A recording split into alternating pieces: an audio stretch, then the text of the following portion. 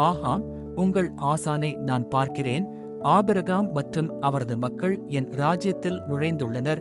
அவர் மிகுந்த செல்வம் கொண்டவர், பல்வேறு மிருகங்களை வைத்துள்ளார். அவரது ஆட்சி கீழ் பலர் உள்ளனர். அவர் எங்கு சென்றாலும் அவரது கடவுள் அவரை ஆசீர்வதிக்கிறார் என்று நான் கேட்டேன்.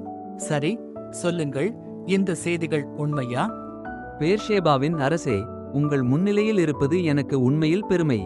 என் ஆசான் ஆபிரகாமை பற்றி பேசுவதும், அவரது வீட்டில் நான் வளர்ந்தேன், அவரது மிருகங்களுக்கெல்லாம் நான் பொறுப்பாளி.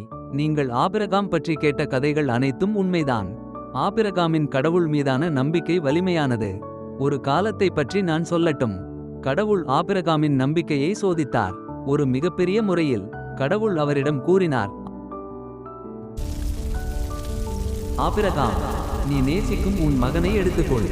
மொரியா பகுதியில் செல். அந்த மலை மீது அவரை பலியாக அர்ப்பணிக்க. நான் உனக்கு காட்டும் அந்த மலைக்கு காலை நேரத்தில் செல். ஆபிரகாம் தனது மகனுடன் பயணத்தை தொடங்கினார்.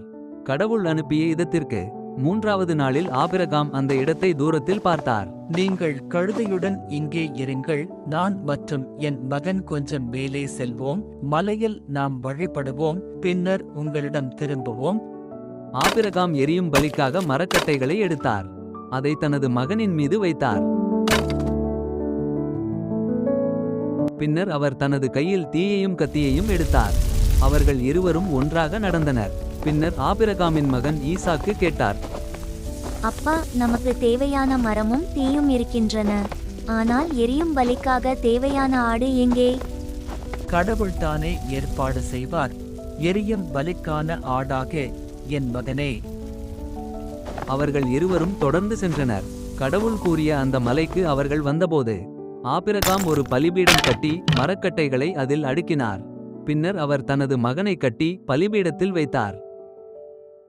பின்னர் ஆபிரகாம் தனது கையை நீட்டினார். கத்தியை எடுத்தார். தனது நேசமான மகனை பலியாக்க தயாரானார். ஆனால் ஆண்டவரின் தூதன் அவரை அழைத்தார், ஆபிரகாம், ஆபிரகாம்,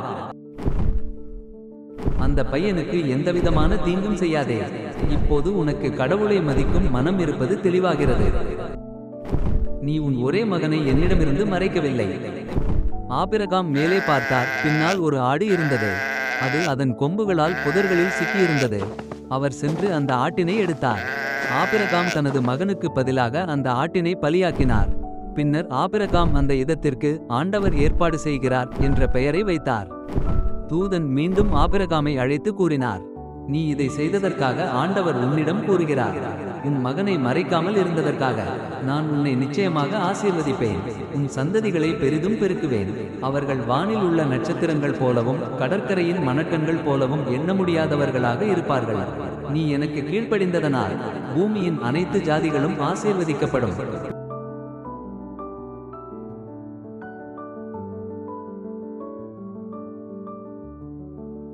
பின்னர் ஆபிரகாம் தனது பணியாளர்களிடம் திரும்பினார். அவர்கள் அனைவரும் சேர்ந்து பேர்ஷேபாவுக்கு சென்றனர். ஏனெனில் இப்போது நாம் வாழ்வதற்காக வந்துள்ளோம். ஆபிரகாம் தனது ஒரே மகனை கடவுளுக்காக தியாகம் செய்ய தயாராக இருந்தார் என்பது நம்ப முடியாதது. இந்த கதை உண்மையா? உங்கள் ஆசான் ஆபிரகாம் என் ராஜ்யத்தில் சமாதானமாக நுழைகிறாரா? இந்த கதை உண்மைதான் அரசே. ஏனெனில் நான் ஆபிரகாம் மற்றும் அவரது மகனுடன் பயணித்த பணியாளர்களில் ஒருவன். அந்த சோதனையின் நேரடி சாட்சியாய் இருக்கிறேன். என் ஆசான் ஆபிரகாம் ஒரு சமாதானமான மனிதர் என்பதை உறுதியாக கூறுகிறேன். எனக்கு தெளிவாக தெரிகிறது. ஆபிரகாமின் தேவன் அவரை பின்பற்றுகிறவர்களை ஆசீர்வதிக்க வல்லவராக இருக்கிறார். மிகுந்த பரிபூரணத்துடன் ஆபிரகாமிடம் சொல்லுங்கள், இங்கு வாழ அவருக்கு வரவேற்பு உண்டு. அவரை வர அழைத்து என்னுடன் பேசுமாறு நான் கேட்டுக்கொள்வேன். அவரை பின்பற்றுகிறவர்களை பரிசோதித்து அற்புதமான முறைகளில் ஆசீர்வதிக்கும் தேவனை, இத்தகைய தேவனை பற்றி நான் மேலும் அறிய விரும்புகிறேன்.